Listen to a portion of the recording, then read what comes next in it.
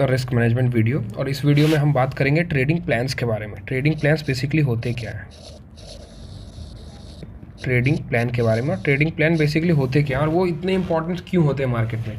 देखो, trading plan में कुछ 5-6 कॉन्सेप्ट एक साथ मर्ज होते हैं और उसके अकॉर्डिंग आप ट्रेड लेते हो। बेसिकली आप एक ट्रेड को प्लान कैसे करते हो उसके पीछे मैं स्टेप बाय स्टेप लॉजिक बताता हूँ। देखो, सबसे पहला जो स्टेप होता है वो होता है स्टॉक सिलेक्शन।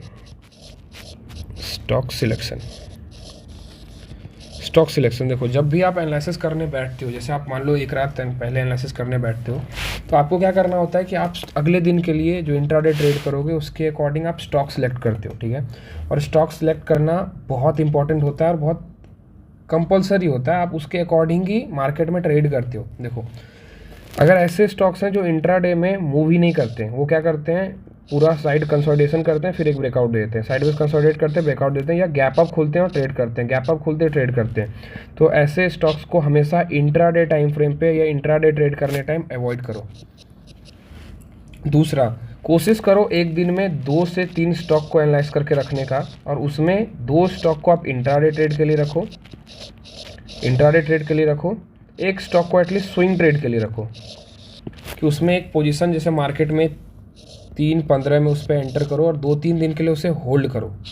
ताकि क्या होगा ना कि आपका जो साइकोलॉजी होगा वो स्विंग ट्रेड्स के लिए भी बिल्ड होता जाएगा, और आपका जो साइकोलॉजी होगा वो इंट्राडे ट्रेड के लिए भी बिल्ड होता जाएगा। और इंट्राडे ट्रेड करने के टाइम हमेशा जब स्टॉक सिलेक्ट करोगे तो कोशिश करना निफ्टी 50 में सिलेक्ट करने का, निफ्टी 50 या हार्डली निफ्टी 100 में ही स्टॉक सिलेक्शन करना, क्योंकि उस टाइम में और उस लिस्टेड स्टॉक्स में जो मूवमेंट होता है ना वो काफ़ी अच्छा मूवमेंट होता है, उसमें वॉल्यूम्स काफ़ी हाई होते हैं। तो जब भी स्टॉक सिलेक्शन करो कोशिश करो ऐसे स्टॉक्स को पिक करने का जिसका वॉल्यूम बहुत हाई हो और वो निफ्टी 100 के अंदर आए। या तो आप एक काम करो, 170 स्टॉक्स या 169 या 68 स्टॉक्स समवेयर हैं फ्यूचर एंड ऑप्शन सेगमेंट में, वो सारे स्टॉक्स को ही सिर्फ ट्रेड किया करो और अपना एक बास्केट बना लो। मतलब 15-20 स्टॉक का अपना बास्केट बना लो। ऐसे क्या होगा ना कि जब कंटिन्यू 15-20 स्टॉक को अगले 6 महीने तक ट्रेड करते रहोगे ना, तो एक टाइम ऐसा आएगा कि आप उस स्टॉक का मोमेंटम और मूवमेंट ही समझना स्टार्ट कर दोगे कि ये स्टॉक आखिर करता क्या है, ये स्टॉक आखिर कैसे रिएक्ट करता है सपोर्ट एंड रेजिस्टेंस पे। लोग अक्सर क्या करते हैं, हर 4 दिन बाद एक स्टॉक पे स्विच कर जाते हैं। उससे क्या होगा ना कि आप कभी भी एक स्टॉक का मोमेंटम खोज ही नहीं पाओगे। ठीक है, कैसे वो हर स्टॉक अपने सपोर्ट रेजिस्टेंस पे अलग तरीके से बिहेव करता है। तो एक बास्केट बनाओ, सबसे पहले बास्केट बनाओ, उसमें 10 स्टॉक ऐसे ट्रेड करके डालो जिसे आप अगले 3 महीने 4 महीने तक लगातार ट्रेड करोगे। उसी 10 स्टॉक में पैटर्न खोजो, उसी 10 स्टॉक में ट्रेड लो। अगर ट्रेड नहीं मिलते तो उस 10 स्टॉक में तो 2-4 स्टॉक इधर उधर से आप ऐड कर सकते हो, बट कभी भी निफ्टी 100 से बाहर मत जाना, या जिसके वॉल्यूम बहुत लो है उससे बाहर मत जाना। ठीक है। दूसरा, रीज़न क्या होता है, आपको हमेशा एक स्ट्रॉन्ग रीज़न चाहिए स्टॉक मार्केट में ट्रेड करने के लिए, बहुत स्ट्रॉन्ग रीज़न चाहिए। या तो स्ट्रॉन्ग रीज़न होना चाहिए वो प्राइस एक्शन, सबसे पहला, या तो स्ट्रॉन्ग रीज़न होना चाहिए प्राइस एक्शन, या तो प्राइस एक्शन प्लस इंडिकेटर, या तो प्राइस एक्शन प्लस वॉल्यूम, या तो प्राइस एक्शन प्लस डाटा। उससे क्या होगा ना कि प्राइस एक्शन तो सबसे ऊपर है, प्राइस एक्शन से ही आप हमेशा एंट्री या एग्जिट करोगे, प्राइस एक्शन के अकॉर्डिंग ही हमेशा मार्केट में जो करना है। उससे आप एडिशनल चीज़ यूज़ कर सकते हो, जैसे इंडिकेटर मैंने स्टॉप लॉस एंड टारगेट के लिए बताया था, आप इंडिकेटर यूज़ कर सकते हो, डाटा यूज़ कर सकते हो, बट आपके पास एक स्ट्रॉन्ग रीज़न होना चाहिए हमेशा एंट्री एंड एग्जिट का। जैसे कि मान लो कि एक चैनल पैटर्न बनता, चलो एक ट्रेंड लाइन है, मार्केट बार बार इसे टेस्ट कर रहा है, अभी क्या करता है, ब्रेकआउट करता है। आपने क्या किया, यहाँ पर एंट्री लिया, इस जगह पे स्टॉप लॉस लगाया, सोचा मार्केट चलेगा, मार्केट यहाँ पर गया और वापस घुस गया, तो आपका स्टॉप लॉस हिट हो गया, क्योंकि ये ट्रेंड लाइन जो था वो फेक ब्रेकआउट निकल गया ये। तो ये समझ लो, हमेशा लॉजिकल रीज़न रखना stop loss and target place करने का, और हमेशा लॉजिकल रीज़न रखना एक स्टॉक को ट्रेड करने के पीछे। ये था दूसरा पॉइंट। अब जो है वो तीसरा पॉइंट है सिंपली प्लान क्या, जैसे आपने मार्केट एनालिसिस वीडियोस मेरा देखा होगा या लोगों का मार्केट एनालिसिस वीडियो देखा होगा, हम क्या करते हैं, एक ट्रेडर एक रात पहले ही प्लान करता है कि अगर ये लेवल टूटेगा तो मैं बाय करूंगा, ये लेवल टूटेगा तो मैं सेल करूंगा, ये ऐसे प्राइस एक्शन बनेंगे तो मैं बाय करूंगा, ऐसे प्राइस एक्शन बनेंगे तो मैं सेल करूंगा। 90% लोग जो स्टॉक मार्केट में ट्रेड करते हैं वो क्या करते हैं, कोई होमवर्क नहीं करते हैं, कोई एनालिसिस नहीं करते हैं, सीधा मॉर्निंग में उठते हैं, 5 मिनट का टाइम फ्रेम, 15 मिनट का टाइम फ्रेम खोलते हैं और उसमें अपना दिमाग लगाना स्टार्ट करते हैं, कुछ से कुछ पैटर्न खोजते हैं। देखो, मार्केट जब खुलता है तब आप नौकर हो और मार्केट जब बंद होता है तब आप राजा हो। ठीक है, एक नौकर को हमेशा राजा का बात मानना चाहिए, राजा का बात फॉलो करना चाहिए। तो जैसे ही मार्केट में एनालिसिस करो, 8:30 से पहले एनालिसिस करके रख लो, अपना ट्रेडिंग प्लान बना के रख लो कि मैं क्या करने वाला हूँ, क्या होगा तो सेल करूँगा, क्या होगा तो बाय करूँगा। अगर वो दोनों चीज़ नहीं बनता है तो ट्रेड ही मत करो, सिंपली। अगर लंबे टाइम के लिए पैसे बनाने हैं तो ट्रेड ही मत करो। अगर ये पैटर्न बन रहा है तो मैं बाय करूँगा, ये पैटर्न बन रहा है सेल करूँगा, अगर ये सोच के बैठे हो और दोनों में कुछ नहीं होता है, मत करो। सबसे सिंपल तरीका है मत करो, क्योंकि ज़बरदस्ती का पैटर्न खोजोगे, देखो लाइव मार्केट में क्या है ना, फोमो होंगे।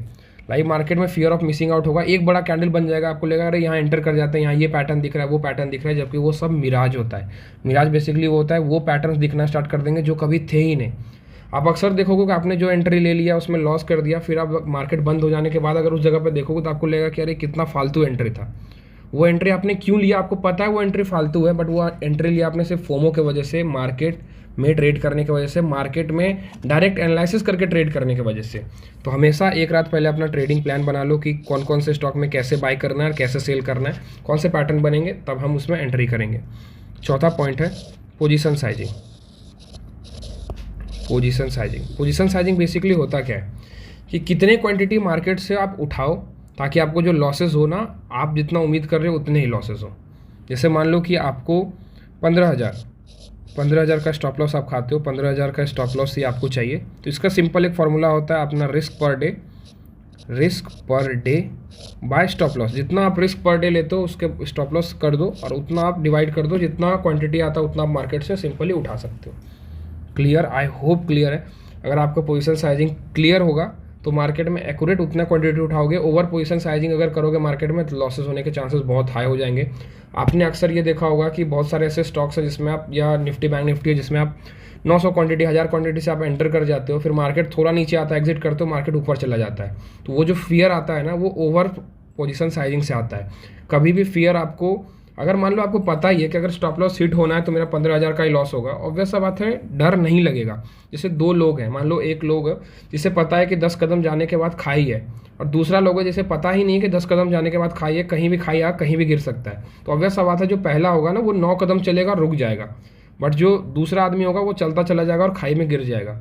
तो अगर आपको अपना रिस्क पता है तो कभी भी आप लॉस नहीं करोगे, कभी भी आपको डर नहीं लगेगा एंट्री करने में। बहुत लोग बोलते हैं कि सर मुझे डर लगता है एंट्री एग्जिट करने में, तो इसका सबसे बड़ा रीज़न है कि आपको अपना पोजीशन साइजिंग नहीं पता, आपको अपना रिस्क नहीं पता। सबसे पहले अपना रिस्क क्लियर करो, अपना पोजीशन साइजिंग क्लियर करो। दूसरा जो लास्ट पॉइंट है, जो पांचवा पॉइंट है, वो है टाइम। मार्केट में टाइम दो, मार्केट में एनालिसिस करने में टाइम दो, मार्केट में ट्रेड में बैठने में टाइम दो। एक ट्रेड लो तो एटलीस्ट 15 से 20 मिनट, अगर इक्विटी में ट्रेड करते हो तो 1 से 1.5 घंटा 40 से 45 मिनट उस ट्रेड में बैठने का कोशिश करो। ऐसा ट्रेड लो जो थोड़ा सा बैठाए आपको। और अगर ऑप्शंस में ट्रेड करते हो एटलीस्ट 10 से 15 मिनट तो एटलीस्ट उस ट्रेड में बैठो, अनटिल अनलेस आप ट्रेड कर रहे हो, स्कैल्पिंग नहीं कर रहे हो। और दूसरा, टाइम दो चार्ट्स को पढ़ने में, ठीक है। दूसरा क्या होगा, जितना टाइम चार्ट को पढ़ने में दोगे ऐसा एक्सपीरियंस आएगा। इससे मैं थोड़ा सा एग्जांपल देता हूँ। मान लो ये ए है, ये बी है, ये क्या करता है, ये 10 साल से मार्केट में, 10 ईयर्स के से मार्केट में डेली 1 घंटे बैठता है, और ये 5 साल से ही मार्केट में है बट डेली 5 घंटे बैठता है। तो ऑब्वियस सा बात है इसका एक्सपीरियंस ज़्यादा होगा। टाइम कम होने से मतलब नहीं है, इसने क्या किया, ये टाइम इसने इन्वेस्ट दिया चार्ट्स पे। तो जितना चार्ट पे फोकस करोगे उतना ज़्यादा एक्सपीरियंस होगा। हो सकता है जो 8 साल के पास, जिनके पास एक्सपीरियंस हो, वो एक्सपीरियंस आप 2 साल में ले आओ, सिर्फ और चार्ट पे फोकस करके, चार्ट पे टाइम देके। तो ये है हमारा ट्रेडिंग प्लान, और ये 5 चीज़ आपको हमेशा फॉलो करना है एक ट्रेड लेने से पहले। मॉर्निंग में ये चारों 5 प्लान आपके पास रहना चाहिए कि एक ट्रेड में क्या होने वाला है, कितना एंट्री लेने वाला है, हम कितना स्टॉप लॉस लेंगे, हर एक चीज़ आपको पता होना चाहिए। उसके अकॉर्डिंग ही आप ट्रेडिंग प्लान बनाओगे। तो ये जो 5 पॉइंट हैं ये हैं आपके ट्रेडिंग प्लान्स।